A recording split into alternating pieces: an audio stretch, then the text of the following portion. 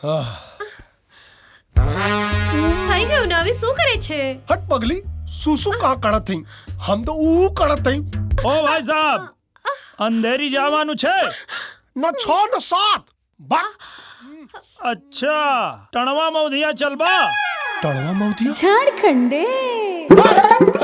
अरे वीडियो बना था. ए भाई साहब ऐसा मत करा, ऐसा मत कराओ. देखा तो तोर चाचा का सगा भाई है.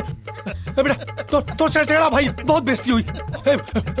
मत डिलीट कर बाबू. अच्छा एक नाड़ी ब्रह्मचारी। हम तो झूठ बोलत रही. हम ब्रह्मचारी ना है. हम तो हैं जहाँ देखी नाड़ी वही मुंह माड़ी.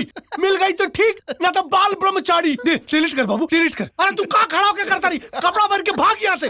मैं कैसे पहनूं? तुम मेरा साया जो पहने हो. अरे तोरे साया के माई के आँख. ससुरी साया पहनी है. ले साया निकल, भाग.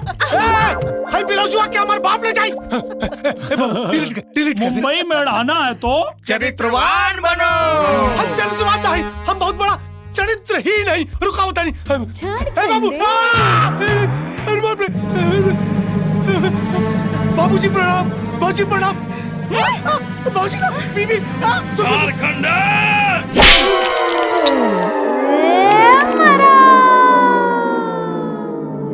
और करा नैन मटक्का ना कटो दहला हमार.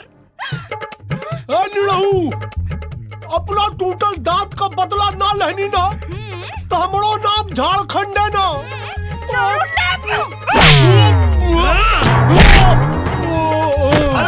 झारखंड जुल्फी कटाइला, फिर ना आई है जवानी। अरे बाबूजी ना